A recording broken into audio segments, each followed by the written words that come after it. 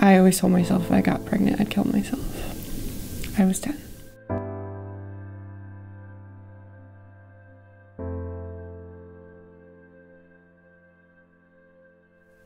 Hi, my name is Kirsten Hansen. I'm a psych major and I'm a victim of sexual assault. I don't remember much of my childhood, and a lot of the memories that I do have, according to my parents, never really happened.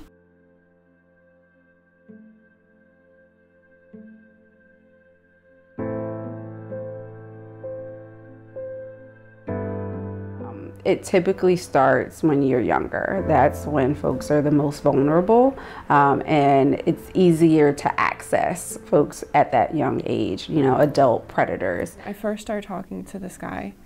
I had not gotten my period yet, and then in the middle of it, I had gotten my first period. He would tell me he loved me and I was so pretty and that we'd be together. And the first time I ever hugged a boy was he started to kiss me, and I was nervous, but I was excited because I'd never kissed a boy. And then before I knew it, his hand was in my pants, and I remember I jumped and he told me to calm down. That's what people do when they love each other.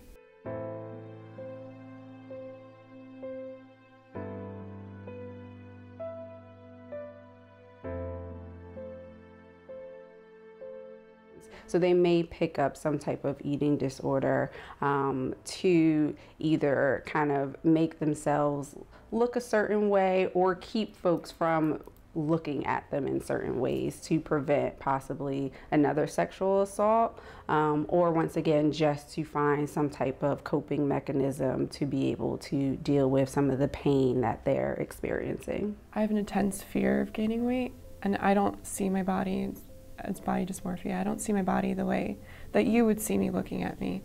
I constantly think about the fat I have in my body, even if it's not there. Right now, talking to you, all I'm thinking about is my hips and my stomach. Eating disorders are very closely linked with OCD, and I count my food in increments of 5. So today I had 25 goldfish before I came here. I also drink Diet Coke with it, and because that's 0 calories, and I do this thing where I swish it around my mouth so the carbonation fills my stomach more.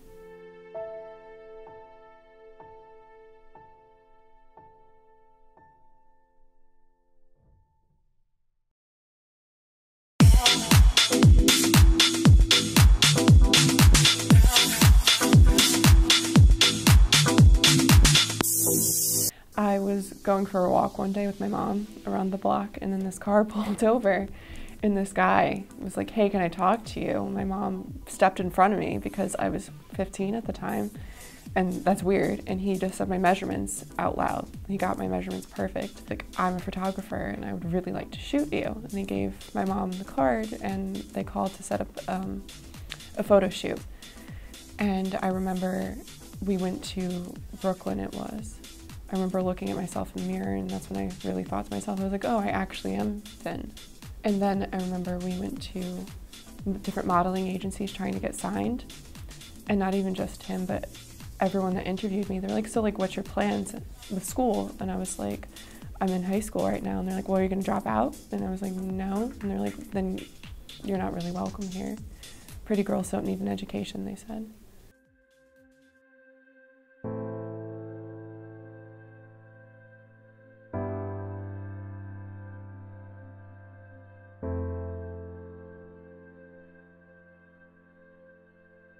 I want to say like the first week into it, we sat next to each other in orientation, and he had thrown a paper ball at me. And I went into high school with this very not the best mentality, that I wanted to be popular and I wanted to be friends with all the pretty girls. And he was on the football team, and I was like, this is what I'm supposed to do. I didn't know it wasn't healthy. He would also force sexual stuff upon me, and I was taught from my first experience that's how you show love. So I just thought he loved me. And then as the relationship lasted longer, it went from manipulation to physical violence. I remember there was one time at the end of the day, he slapped me in front of everyone, and I just like remember looking around to see if anyone would say something, and no one said anything. So I just thought, oh, it's fine. It's because I would get into relationships with people that I knew couldn't love me. as a form of self-harm, I guess, because I wasn't physically doing it to myself, so if someone else is mentally abusing me, it's fine, I guess. Sometimes they feel like this is the only person that's going to love me. Sometimes they feel stuck, like, okay, I don't know how to get out of this situation because I keep finding my way back here. So like clearly what I'm doing isn't working.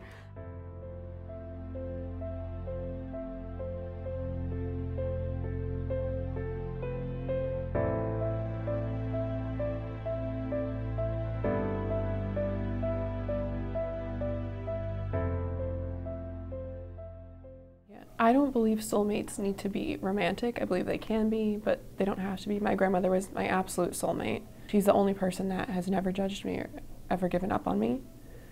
And I probably wouldn't have made it through that time of my life if it wasn't for her.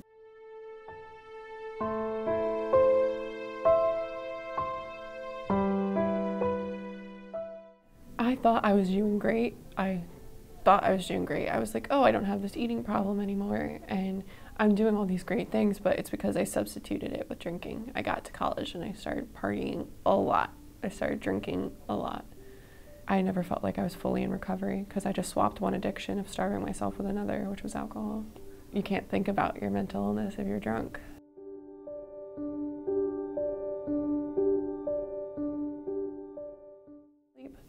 I had this weird dream that she was giving me her wedding rings because we had talked about that, and then I woke up because I thought someone was hugging me and like no one was there, and I was like, oh, that's my grandma, like half asleep. And then I was like, that's crazy, my grandma's alive, why would I say that? And I just went back to sleep.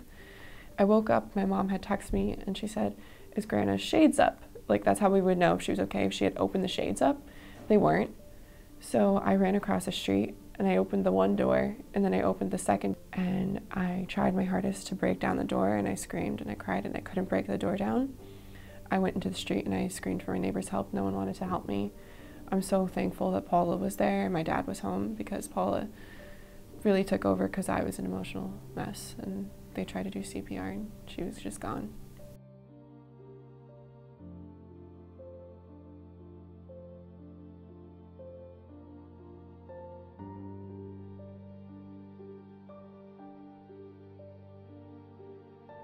I would wake up every day and I would weigh myself. I'd weigh myself throughout the day. And of course you gain weight throughout the day because you eat, and water weight, and because your food just needs to digest. And I know that, but seeing the number go up like scared me.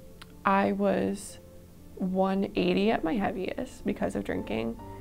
And then I started to realize like, oh, I started to like really hate myself. I was like, I don't like the way I look. I hate my body. And then in the span of a few months, I've dropped down to, I think the last time I weighed myself, I was like 138.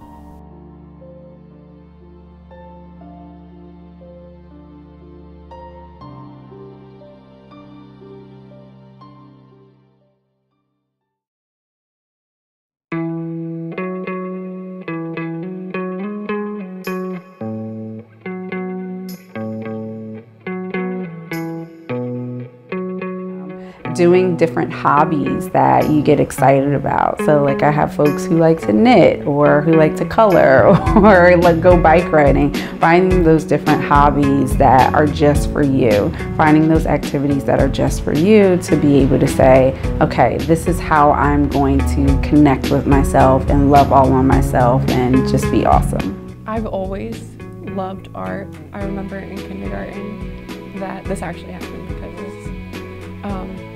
I was so silly when I was a kid. They told me I was very artistic, and I thought that meant I was autistic, and I told everyone I was autistic. So like I know this happened because we tell this story all the time. But they told me I was very artistic, and I loved art a lot.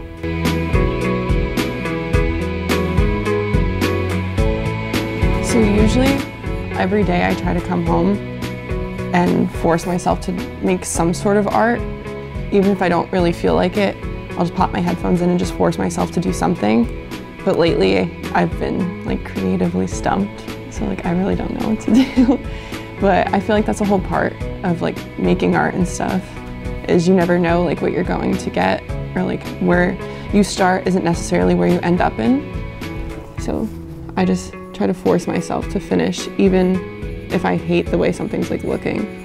when you love yourself 20%, someone's going to come in and love you 30%, and you're going to think that's the whole world to you. But it's literally less than half of what you deserve. So if you don't love yourself 100%, that 30% is going to look real good to you. My name is Kirsten Hansen, and I'm a fighter and a survivor of everything that life throws at me.